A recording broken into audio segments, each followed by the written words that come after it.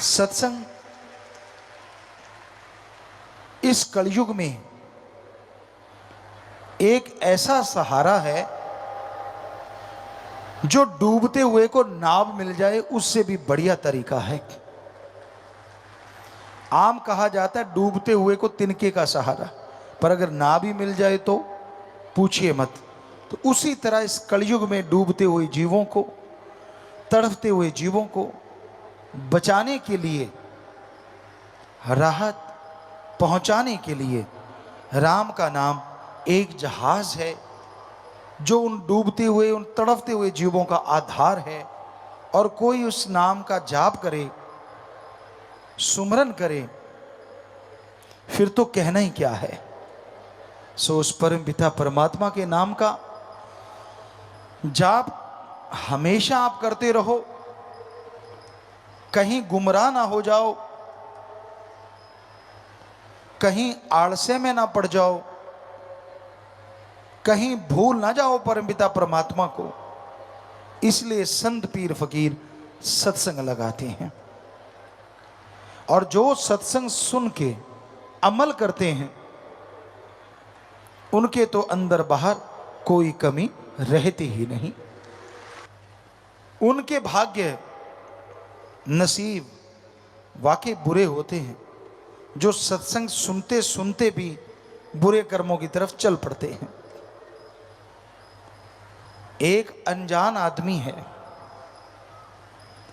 जंगल में भटक गया और उस भटकते हुए को एक रास्ता सूझा।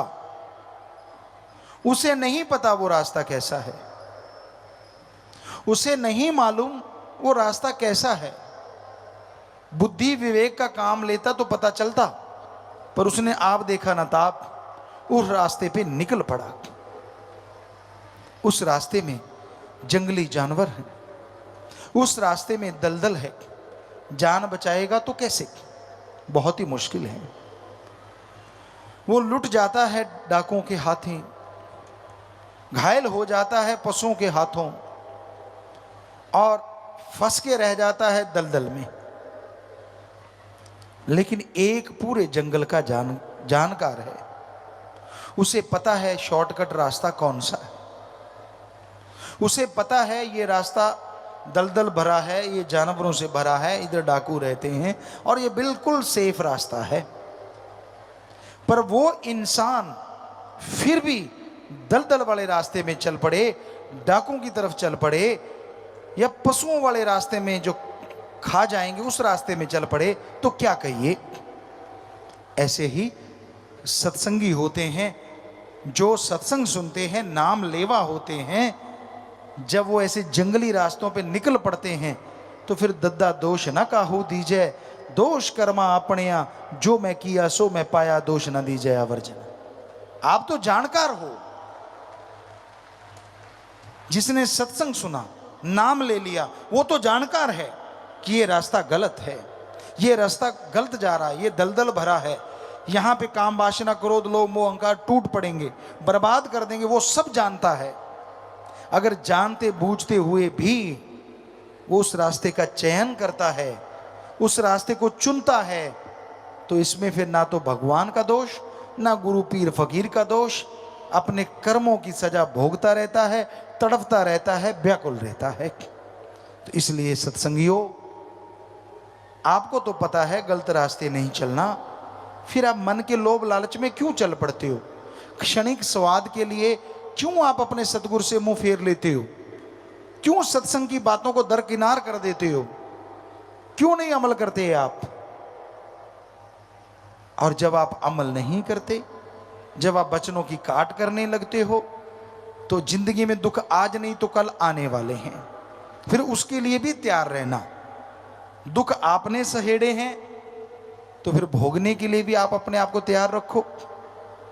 फिर तो बड़ा भगवान भगवान करते हो, राम राम करते हो। पहले तो राम की सुनते नहीं, पहले उसके संत पीर फकीर की सुनते नहीं, और जब फंस गए, जब तड़पने लगे, फिर भगवान शहद जैसा लगता है। क्यों करते हो आप ऐसा?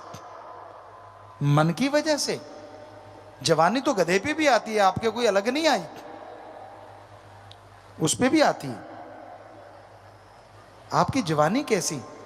वो जवानी जो सतगुरु के लेखे लगे, अरे वो जवानी जो समाज के भले कामों के लेखे लगे, अरे वो जवानी जो भक्ति इबादत में पल पल गुजारे, उस जवानी के बराबर दुनिया में तीनों लोकों में कोई नहीं होता। उसकी भक्ति अव्वल दर्जे की मंजूर होती है। या कोई बचपन में लग जाए और आखिर तक निभा दे, उसकी अव्वल दर्जे की होती है। पर यहां तो जब दोहरा मापदंड अपना लेते हैं लोग, अपने सतगुरु को, अपने राम को मूर्ख बनाना उनकी आदत बन जाती है। ये दिखाना कि मैं भक्त भी हूं और काम वो करना जो संत पीर फकीर रोकते हैं, तो फिर दुखों के पहाड़ को बुलाने से कोई रोक नहीं सकेगा। फिर तड़पोगे, फिर रोओगे, तब आप होगे और आपके दुख होंगे, कैसे कोई बचाएगा? गुरु को मानते हो पर गुरु की नहीं मानते, ये खतरनाक है, ये डेंजर है। जब आपको समझी आ गई कि रास्ते दलदल से भरे हैं, जब आपको समझी आ गई कि जंगली जानवर आप पे अटैक करने को तैयार बैठे हैं, तो राम नाम का शॉर्टकट क्यों नहीं अपनाते? क्यों काम वासना क्रोध लोभ मोह अहंकार मन माया को, उन जंगली जानवरों को अपने पे टूटने का मौका देते हो? क्यों? जोश जवानी का। परम पिताजी ने एक भजन बनाया है, और वो ध्यान दें, जवान नौजवान जो बिगड़ जाते हैं, जो मानते नहीं, सतगुरु की भी रखते हैं लात, दूसरी तरफ भी रखते हैं, गलत कर्म भी करते हैं। गधा 25 उम्रा जोर जवानी का। Meet your AI-powered gamer sidekick, Sam, who will help you. कि जब 25 साल तक की उम्र जो है ना, दुलत्ते झाड़ने वाली है। किसी को रोक दो आप, माँ बाप भी रोक दें तो उनका दुश्मन बन जाता है। मुझे रोका तो कैसे रोका, मैं मर्जी का मालिक, मैं करूं सो करूं। यानी गधे की तरह दुलत्तियां झाड़ता है। संत पीर फकीर समझाएं, अगर उसकी मन की बात कहते रहे, हाँ जी हाँ जी हाँ जी हाँ जी हाँ जी हाँ जी, फिर तो बड़ा खुश। और आज हम जो थोड़ी करारी बातें सुना रहे हैं तो थोड़ा रूठेगा भी, हमें कहते रहते पिताजी तो, और तेरे बाप को कहें भाई, गड़बड़ तू कर रहा है तो तेरे को ही कहेंगे ना, तेरा बाप करेगा तो उसको भी कहेंगे। तो हमें तो आपके चौकीदार जो हुए, आपकी निगाह जो रख रहे हैं कि मत करो बुरे कर्म, और हमें दिख भी रहा है कि करोगे तो फिर भरोगे, फिर चिल्लाओगे, फिर रोओगे कि मेरे साथ ऐसा क्यों हो रहा है। आजकल क्या बच्चा, क्या बूढ़ा, क्या जवान, सब काम वासना क्रोध लोभ मोह अहंकार मन माया की गिरफ्त में है। बचा हुआ वही है जिसने सच्चा इश्क उस वाहिगुरु से, सतगुरु मौला से किया हुआ है। वो चाहे बच्चा है, जवान है, बूढ़ा है, वो ही बचा है। वरना इस कलयुग में मस्ताना जी महाराज के वचन कि यार सतगुरु का आशिक तो कोई कोई है, सब माया के यार हैं। तो हम ये कहते हैं उस सतगुरु की कृपा से ही कि आज बहुत से सतगुरु के भी यार हैं, बहुत बच गए उनके रहमो करम से, उन्हीं की कृपा से। खाने को घी दूध मेवे मिठाइयाँ खनिज लवण विटामिन्स मिलें तो कोई गंदगी के ढेर पे चोंच क्यों मारेगा बताइए? नहीं मारता ना। अब दूध पड़ा है, मेवे है, पनीर है, मिठाइयाँ हैं, हर तरह की सब्जियां हैं, जो आपको पसंद वो सारा सजा हुआ है, लड्डू जलेबियां जो भी आपको अच्छी लगती हैं, उसको छोड़ के क्या आप कूड़ा करकट खाओगे? सवाल ही पैदा नहीं होता जी। आप तो उनमें से भी चुन के वो खाओगे जो सबसे स्वाद आपको लगता है। पर हम देख रहे हैं कुछ कुछ बच्चे ऐसा भी करते हैं कि सारा कुछ छोड़ छड़ा के गंदगी के ढेर में चोंच मारते ही मारते हैं, मानते नहीं। वो उनके घेर अड़ा हुआ है मन का।